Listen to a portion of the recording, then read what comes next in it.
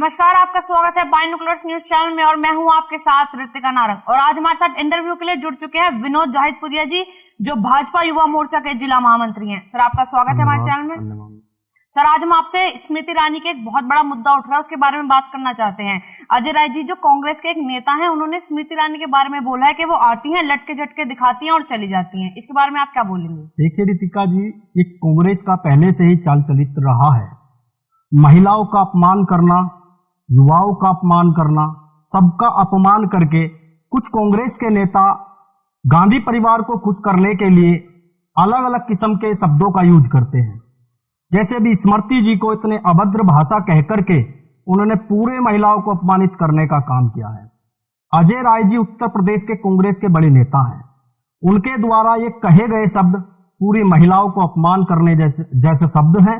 उन्हें इन शब्दों के लिए तुरंत माफी मांगनी चाहिए थी, लेकिन कांग्रेस अहंकार में डूबी है। उन्होंने साफ साफ कहा, मैं अपने शब्दों पर अडिग हूं और मैं माफी नहीं मांगूंगा। यदि ये कहावत है तो मैं उनसे पूछना चाहता हूं, क्या रायबरेली में सोनिया गांधी जी इतनी बार आई, सोनिया गांधी जी वहां पर रही हैं, क्या उन्होंने कभी सोनिया जी के लिए ये मुहावरा या ये उन्होंने कभी यूज किया? क्या लटके झटके क्या होता है? स्मृति ईरानी जी ने वहां अमेठी के लिए, अमेठी के लोगों के लिए मेहनत की है। मेहनत करने के बाद उनके लिए खड़ी रही और इनके राष्ट्रीय अध्यक्ष राहुल गांधी जी को वहां से हरा करके अमेठी से खदेड़ने का काम भी स्मृति ईरानी जी ने किया है। स्मृति ईरानी जी कैबिनेट की मंत्री हैं। उनके लिए ऐसे कहे गए शब्द मैं मानता हूं पूरे देश की महिलाओं को अपमानित करने जैसे हैं। यदि क्योंकि महिलाएं उनके कांग्रेस के कार्यकारिणी में भी हैं, क्योंकि सोनिया जी और प्रियंका जी, मैं उनसे कहना चाहता हूं, बहुत महिलाओं के लिए हमदर्दी करती हैं। यदि जरा सी भी शर्म बची हो तो अजय राय जी से तुरंत इस्तीफा लेना चाहिए और उन्हें पार्टी से बाहर करना चाहिए। महिला आयोग ने इस पर संज्ञान लिया और महिला आयोग ने उन्हें पेश करने के लिए भी बुलाया है, पेश होने के लिए भी बुलाया है और वहां पर उनके खिलाफ मुकदमा भी दर्ज हुआ है। स्मृति ईरानी जी ने उसमें पलटवार करते हुए भी चुनौती दी है।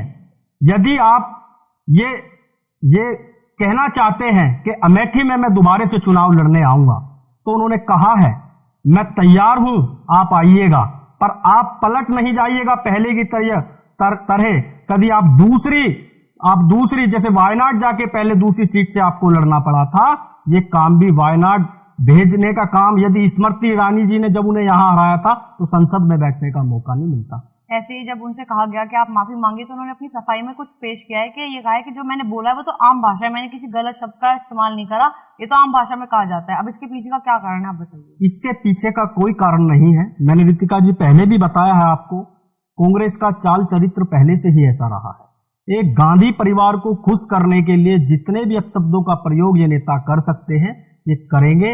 और स्मृति ईरानी जी के लिए कहे गए शब्द, यदि स्मृति ईरानी जी के लिए कहे गए शब्द एक मुहावरा है, तो सोनिया जी और प्रियंका जी के लिए जरा कहकर देख ले, कांग्रेस में पता चल जाएगा वो कांग्रेस में कब तक रहेंगे। अब मैं आपसे बीजेपी के चुनावों के बारे में बात करना चाहती हूँ, जो खतौली में बीजेपी को हार का सामना करना पड़ा है, उसके बारे में आप क्या बोलेंगे? देखिए ऋतिका जी, ये लोकतंत्र है और लोकतंत्र में एक पार्टी जीतती है और एक पार्टी हारती है। इसके पीछे वजह क्या रही? इसके पीछे वजह का कोई कारण नहीं है।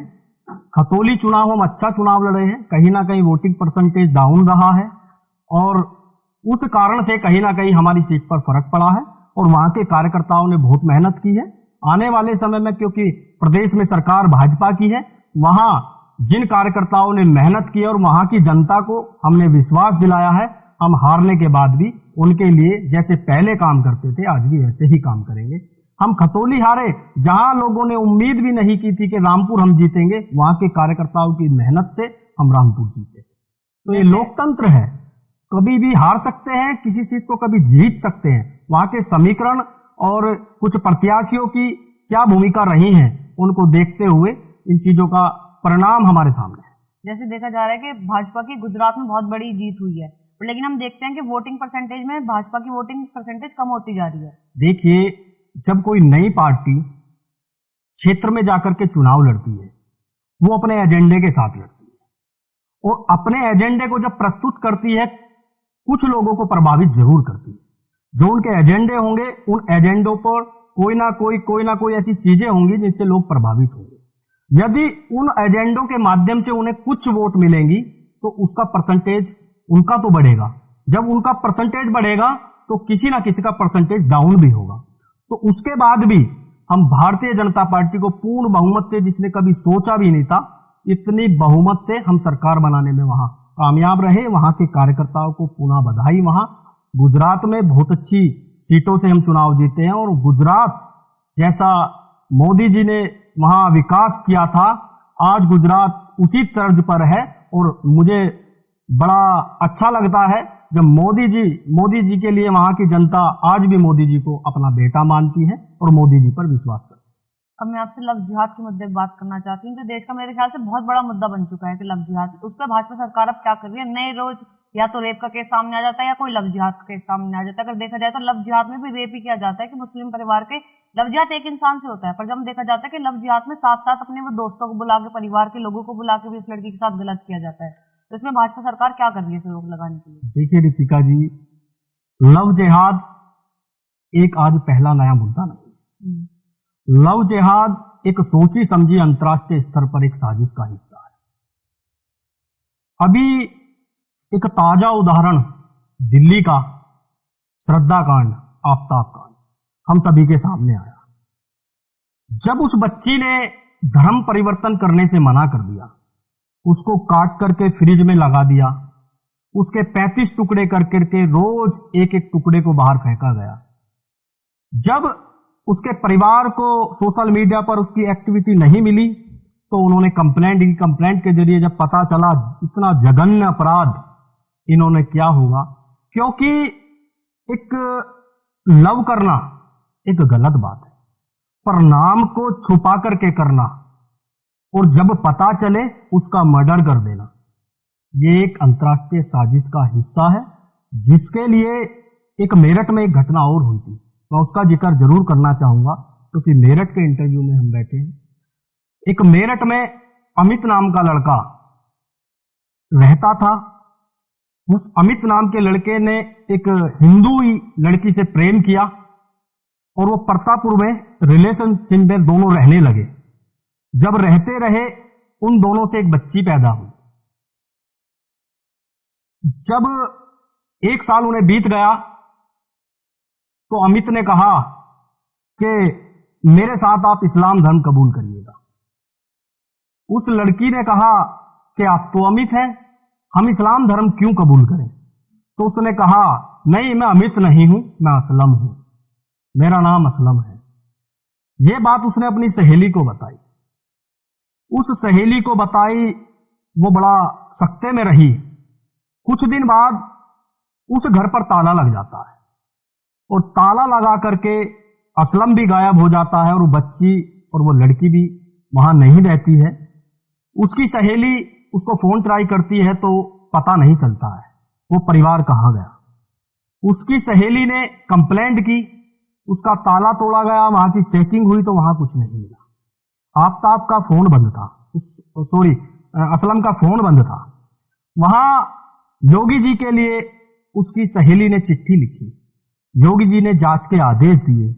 वहां पर पुलिस ने जांच की, जांच में पता चला उस मकान के अंदर जिसमें किराए पर रहते थे, जिस बेड पर सोते थे, उस बेड की जगह को हटा करके वहां पर खोद करके उस बच्ची की और उस लड़की की हत्या करके उस असलम ने वहां उन्हें दफना दिया था। ये लव जिहाद है। इस लव जिहाद ऐसी घटनाएं, इन घटनाओं पर अंकुश लगाने के लिए उत्तर प्रदेश सरकार ने एक कानून बनाया है और आपने देखा होगा उस कानून में अभी एक घटना हुई थी, उस घटना में सजा भी मिली है। उस लव जिहाद में ऐसा नहीं, उस लव जिहाद के कानून में ऐसा नहीं है कि मुस्लिम लड़की के साथ नाम छुपा करके यदि कोई हिंदू भी ऐसा करेगा तो उसको भी सजा का प्रावधान है। पर ये जो सोची समझी साजिश अंतर्राष्ट्रीय स्तर पर हिंदुओं के साथ हो रही है, ये बहुत बड़ा मुद्दा है। मैं उन युवतियों से भी एक आग्रह करना चाहूंगा, जब इस आज के नए नए फैशन में जब हम मॉल में जाते हैं, जिम में जाते हैं, आज एक नया ट्रेंड इन लोगों ने चलाया है। 5-5, 7-7 लोग इकट्ठा होकर के लड़कियों को कमेंट करते हैं, उन्हें इम्प्रेस करते हैं। जब वो लड़की उनसे इम्प्रेस होती है, उसके बाद जब उन्हें लगता है हिंदू लड़की है, उससे नाम बदल करके दोस्ती करते हैं। ऐसे बहुत सारे वाक्य आए हैं कि बाद में बहुत सारी लड़कियां बोलती नहीं है, वो इस चीज का शिकार हो गई, पर अपने परिवार की इज्जत के कारण वो बोलती नहीं है। वो बताती हैं हमसे नाम कुछ और बताया था, अब निकला कुछ और है, इस हद तक हम पहुंच गए और अब इसके लिए कहते हैं तो धर्म परिवर्तन जैसी स्थिति आज उनकी बनी हुई है। तो मैं उन युवतियों से भी कहना चाहूंगा, यदि ऐसी कहीं परिस्थिति हो तो उन्हें सोच समझ करके निर्णय लेना चाहिए। और जब आपको पता चले, यदि रिलेशनशिप में आप रह चुके हो और आपको पता चले ये मेरे साथ जबरदस्ती धर्म परिवर्तन जैसी घटना करना चाहता है, तो वो आपको मर्डर करने से पहले मैं आपको कहना चाहता हूं, आप उनका गला रेत दीजिए, क्योंकि आप स्वाभिमानी है, हिंदू धर्म स्वाभिमानी रहा है, आप स्वाभिमान से जीने का काम करेंगे। आपके साथ पूरा हिंदू समाज खड़ा होगा और उन लड़कियों को भी ताकत मिलेगी जो इस चीज का शिकार होने के लिए, जिनको लिए शिकार बनाना चाहते हैं। मेरा सवाल आपसे ये था कि भाजपा सरकार ने इसके लिए क्या किया? भाजपा सरकार ने कानून बनाया है लव जिहाद, और लव जिहाद पर जो कानून बना है, बड़ा सख्त कानून बना है। उस कानून के बारे में आप बताइए। उस कानून का यही है, जो भी धर्म छुपा करके इस पे करेगा उसे आजीवन कारावास होगी, जितना जघन्य अपराध होगा उसी की श्रेणी की सजा उसे मिलेगी। उसके परिवार को भी, जितने लोग उसमें सम्मिलित होंगे सबको उसमें सजा मिलेगी। अब मैं आपसे इंडिया और चाइना के वॉर के बारे में बात करना चाहती हूँ। जो लड़ाई चल रही है उसके पीछे भाजपा का क्या स्टैंड रहेगा, क्या भाजपा करने वाली है उसके लिए आगे? देखिए, केंद्र में भारतीय जनता पार्टी की सरकार है, आदरणीय मोदी जी जो देश का नेतृत्व कर रहे हैं, बड़े सुलझे हुए इस देश के प्रधानमंत्रियों में से एक रहे हैं। पहले चीन कब्जा करता था, कोई स्टैंड लेने वाला नहीं होता था।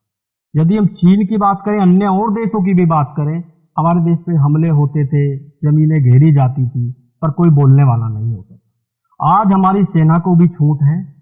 आज हमारी सेना जब कोई जमीन कब्जाने आता है उसे पीटती भी है, उसे खदेड़ती भी है। इतनी हिम्मत आज सेना रखती है। पहले सेना को आदेश लेने के लिए फॉर्मेलिटी पूरी करने के लिए समय बिताना पड़ता था, आज उसकी आवश्यकता नहीं पड़ती। पूरी भाजपा नेतृत्व आज उनके साथ खड़ा है और सेना में आज जो परिपक्वता, जो आज हिम्मत पहले से थी, पर उसको दिखाने के लिए आदेश देना पड़ता था। आज उन्हें आदेश लेने की जरूरत नहीं। आज सेना अपना काम अच्छे से कर रही है और सरकार भी अच्छे से कर रही है। सरकार को जो फ्री हैंड छोड़ना था वो सरकार ने बिल्कुल छोड़ दिया है और सेना ऐसे ही जवाब देगी। जैसे पहले कांग्रेस के शासन में इन्होंने जमीन कब्जवाई, जमीनों पर कब्जे हुए, आज किसी की हिम्मत नहीं भारत की 1 इंच भी जमीन कब्जा कर। अब मेरा आपसे यही सवाल है कि आप जैसे कह रहे हैं कि सेना जो है अगली ये करेगी, सेना को तो वीडियो नहीं दिखाई जाती चाइना की कि क्या क्या, और उन तक वीडियो नहीं पहुंच पाती, क्यों नहीं दिखाई जाती न्यूज़? देखिए, ये एक विषय शासन का होता है, कुछ चीजें दायरे में रहकर करनी पड़ती है। जहां पर वो घटना हुई, सैटेलाइट की वीडियो फुटेज आए हैं, पूरे देश के पास है, पूरे देश ने देखे हैं, सब ने देखे हैं, सभी ने उसकी पुष्टि भी की है। सरकार के कुछ नियम है और सेना के जो अधिकारी हैं उन्होंने भी पुष्टि की है। और जो भी करना होगा भारत को, इस निर्णय में जो भी करना होगा, ऐसे निर्णय जो भारत पे कब्जा करने के लिए जो किसी भी देश की सेना यदि ऐसा करेगी, उसको खदेड़ने का काम भारत की सेना करेगी। अब मैं आपसे G20 के बारे में बात करना चाहती हूँ। जब की बार भारत में आ रहा है, कितना सफल रहने वाला है और उसमें कितना फायदा होने वाला है? देखिए, G20 की यदि हम बात करें तो भारत पहली बार इसकी अध्यक्षता करेगा। ये मोदी जी का नेतृत्व है, तो मोदी जी के नेतृत्व में भारत को अध्यक्षता करने का सौभाग्य मिलेगा। और मुझे पूर्ण विश्वास है मोदी जी इस देश के और राष्ट्र में अपना एक अच्छा स्थान रखने वाले प्रधानमंत्री हैं। इस भारत देश के लिए कुछ ना कुछ बहुत अच्छा होने वाला है, बहुत अच्छा होगा। और G20 की अध्यक्षता भारत करेगा, पूरे देश के लिए गर्व की बात है। बहुत कुछ अच्छा इस G20 के माध्यम से भारत के लिए कुछ मिलने वाला है। सर, बहुत बहुत धन्यवाद हमारे साथ बात करने के लिए। धन्यवाद।